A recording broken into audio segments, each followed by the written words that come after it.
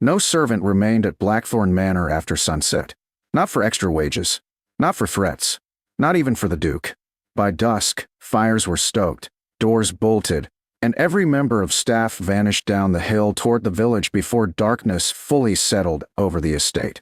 They left meals prepared, candles lit, prayers whispered, then fled. It's structurally inefficient, Duke Adrian Vermont muttered while watching the last carriage disappear from the front drive. His steward wisely pretended not to hear. Rain rolled across the hills in silver sheets, wrapping the enormous manor in fog and thunder. Blackthornne Manor stood alone against the cliffs like something waiting to be remembered, or feared. Most preferred the second option. It's not too late to reconsider residing here, Mr. Vale said carefully. Adrian glanced back toward the house. Dark stone walls, towering windows, endless wings built over centuries by increasingly unstable ancestors. Perfect. I inherited it, Adrian replied. I intend to use it. The villagers believe the estate cursed. The villagers also believe owls predict death. One did predict the baker's. He was 90. Vale sighed quietly. 3 generations of Vermont men had avoided Blackthornne Manor entirely. The last duke died before explaining why. Adrian disliked unfinished matters, which was exactly why he moved into the cursed estate within a week of inheriting it. Has my wife arrived? Vale hesitated. That hesitation again. Adrian was beginning to suspect the entire county communicated through pauses. Yes, Your Grace. And she insisted on unpacking herself. Interesting. Most noblewomen considered touching luggage a constitutional violation. Adrian entered the manor. The great hall swallowed sound instantly. Massive staircases curved upward into shadow. Portraits lined the walls with expressions suggesting they disapproved of breathing. The house smelled faintly of cedar, rain, and lavender. Fresh. Recent. He stopped. Someone changed the flowers. Yes. Who? Her Grace. Another interesting answer. Adrian removed his gloves slowly. The marriage itself had been practical. Efficient. Lady Clara Ashbourne, late 20s, respectable family, excellent education, financially inconvenient relatives. No dramatic courtship. No romance. 2 signatures and a chapel later, they were husband and wife. She should have hated Blackthornne Manor on sight. Instead, she unpacked. That alone made her unusual. Adrian found her in the West Library, a room even servants avoided. Tall shelves disappeared into darkness overhead while rain battered the enormous windows. Clara stood beside the fireplace arranging books.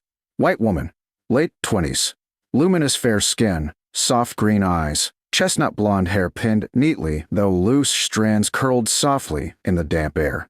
She wore a dark blue gown simple enough for comfort, but elegant enough to remind the house it had not defeated her. You chose the coldest room, Adrian observed. Without turning, she replied. No. A pause. The north music room is colder. He studied her quietly. You've explored already. Yes. How? I walked. That was not the difficult part. Now she looked at him. Calmly, and for one strange moment, it felt less like he had entered his manor and more like he had interrupted hers. The servants said this room was avoided, she said. They say many things. They also said the west staircase collapses at night. It doesn't. No, Clara agreed softly. It merely sounds like footsteps. Silence settled instantly. Not because of superstition. Because she said it too casually. You've heard them already? Yes. No fear. No uncertainty. Just certainty. Interesting. Most people exaggerated hauntings to impress him. She sounded bored by them. The house settles, Adrian said. Yes. Another pause. Along the 3rd floor corridor, most often. His eyes narrowed slightly. Because that was correct. Very correct. How would you know that? I listen. Rain thundered harder against the windows. The fire crackled softly. And something about the conversation had shifted. Not dangerous yet, but approaching. You don't seem frightened, Adrian said. Should I be? Everyone else is. That sounds exhausting. A faint almost smile touched his mouth. Gone quickly. Blackthornne has a reputation. So do you. That surprised a short laugh from him. Unexpected enough to surprise them both. And what reputation is that? That you're intelligent enough to recognize nonsense. Flattering. Temporary. Interesting woman. Very interesting woman. He crossed toward the fireplace slowly. You accepted this marriage unusually quickly. So did you. Yes. But I had reasons. So did I. He watched her carefully now. Because she answered like someone used to avoiding traps without retreating from them. Do your reasons include cursed houses? No. A pause. But I dislike ordinary things. The firelight shifted across her face, and Adrian realized something unsettling. She looked comfortable here. Not brave. Not determined. Comfortable. As if Blackthornne Manor recognized her. Or she recognized it. Have you visited before? He asked quietly. There. The important question. Clara adjusted another book before answering. No. Too smooth. Too quick. And wrong. Adrian knew wrong answers intimately. He had spent half his life surrounded by them. Before he could push further, a loud crash echoed somewhere above them. The sound of glass shattering. Then silence. Vale appeared in the doorway immediately, pale enough to concern architecture itself. Your Grace. Yes. The east corridor mirror. Adrian sighed softly. Broken? Yes. Again. Vale looked mildly offended by the question. Clara set down the book slowly. Second floor? She asked. Vale blinked. Yes. Near the red staircase? Yes. How unfortunate. Adrian looked at her sharply. You speak as if you expected it. Clara met his gaze evenly. Old houses repeat themselves. Another wrong answer. Or perhaps a careful one. Adrian moved toward the doorway. Come with me. Most women would have refused. Asked questions. Demanded servants. Clara simply followed. The second floor east corridor was freezing. Not cold. Freezing. As if winter itself lived inside the walls. Shards of antique mirror covered the floor beneath a massive gold frame. No sign of impact. No explanation. Just destruction. Vale crossed himself discreetly. Adrian crouched beside the broken glass. Temperature change, he said. The frame weakened. Of course, Clara murmured. He looked up immediately. What does that mean? That it sounds less frightening than the truth. The corridor went silent. Completely silent. Even the storm outside seemed farther away. Adrian rose slowly. What truth? Clara stared at the ruined mirror for a long moment. Then softly. The manor does not like being empty. The word should have sounded ridiculous. Instead, in that frozen corridor, surrounded by shattered glass and whispering wind, they sounded dangerously close to real.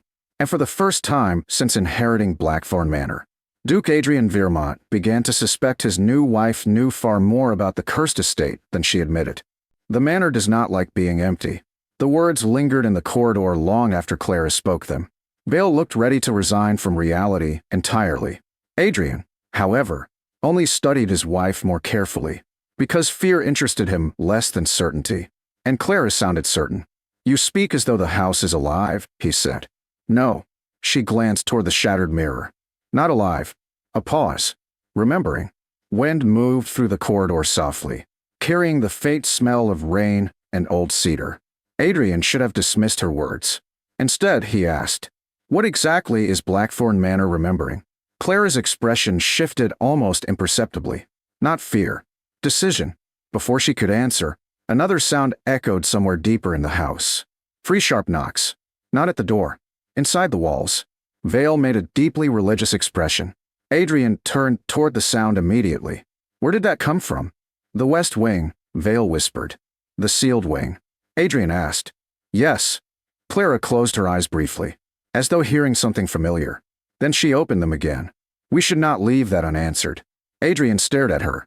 Most people would suggest the opposite. Most people already fled before sunset. Fair point. He picked up a lantern from the nearby table. Fine. Vale looked horrified. Your Grace, absolutely not. You're welcome to remain here. I would rather die elsewhere. Comforting loyalty. Adrian glanced toward Clara. You're still coming? Yes. No hesitation. No dramatics. Just yes. And somehow that unsettled him more than panic would have. The West Wing had been locked for nearly 20 years. According to estate records, the previous Duke ordered it sealed after a fire killed his younger sister there. No servant entered. No repairs were made. No windows opened. Even dust seemed reluctant to settle properly. The corridor leading toward it narrowed strangely, the architecture older than the rest of the house. Blackthornne Manor had not been built once. It had grown, piece by piece, century by century, like something feeding itself. Adrian unlocked the final iron gate personally. The hinges screamed softly as it opened. Cold air rushed outward instantly. Not stale, fresh, as if someone had opened windows recently. Vale stopped walking entirely. No, you may wait outside. I shall. He did not sound ashamed. Clara stepped past him into the darkness.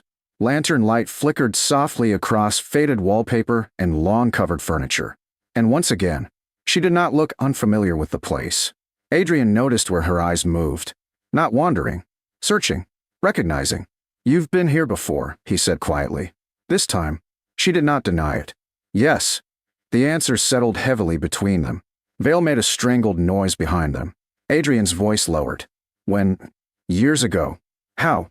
My mother worked here. Silence. The pieces shifted suddenly. Not complete, but enough to begin forming shape.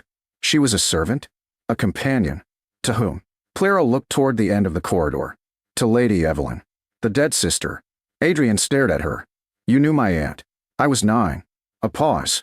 My mother brought me during summers. Rain battered the windows harder outside. The lantern flame trembled faintly. And no one thought to mention this before I married you. No one knew. You intentionally concealed it. Yes. That should have angered him. Instead, he felt something stranger. Relief. Because finally, the mystery had edges. Why hide it? Clara walked slowly toward a door at the end of the corridor. Because she already knew where it led. Because people hear Blackthornne and stop listening afterward. She pushed the door open. A bedroom emerged from darkness. Large. Elegant. Frozen in time. White sheets covered furniture untouched for decades. A music box set near the window. And beside the fireplace, a portrait of a young woman with Adrian's gray eyes. Lady Evelyn. Beautiful. Sad. Your aunt was not mad, Clara said softly. Adrian's expression hardened slightly. I never claimed she was. The village does. The village enjoys stupidity. She was lonely. Clara crossed toward the music box. She hated this house. A pause. But she loved one person inside it. Adrian watched her carefully. Who? My mother. That surprised him enough to silence every prepared thought. She trusted her completely. Clara touched the music box gently. And when the fire happened, the sentence faded. Adrian stepped closer. What happened? Clara looked up at him finally. Not cautious now. Just honest. She didn't die in the fire. The room seemed to still around them. What? She died before it started. Vale whispered something deeply prayerful. Adrian's eyes narrowed sharply. You're certain? Yes. How? Because my mother found her. The storm outside roared suddenly against the cliffs. But Adrian barely heard it. Because the entire history of Blackthornne Manor had just shifted beneath his feet. The official report said. The official report protected your grandfather. Silence. Cold. Absolute. My grandfather? Clara nodded once. He discovered Lady Evelyn planned to leave Blackthornne with my mother. Another pause. He considered it disgraceful. The implications settled slowly. Terribly. You're saying he killed her. I'm saying powerful men buried ugly truths long before either of us were born. Adrian turned away sharply. Toward the dark window. Toward the storm. Because rage arrived cleaner than grief. And beneath the rage, something worse. Understanding. The house was not cursed. It was haunted by secrecy. By silence. By generations of fear disguised as tradition. My mother kept proof, Clara said quietly. Adrian looked back instantly. What proof? She crossed toward the fireplace. Knelt beside the stone base. Then pressed against one loose brick. A hidden compartment slid open. Vale nearly collapsed. Inside rested a bundle of letters tied with faded blue ribbon. Clara lifted them carefully. She made me memorize where they were before she died. Adrian stared at her. You came here looking for these. Yes. And married me to gain access? The question landed sharply. Fairly. Clara met his gaze steadily. At first. Honest again. Dangerously honest. And now. A long silence followed. Because this answer mattered differently. Finally, Clara spoke softly. Now I think you deserve the truth as much as your aunt did. The anger inside him shifted then. Not gone. Changed. Because she could have taken the letters and vanished. Instead, she stayed. With him.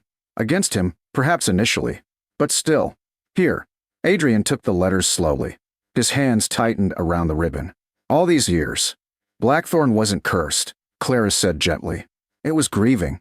The room fell quiet again.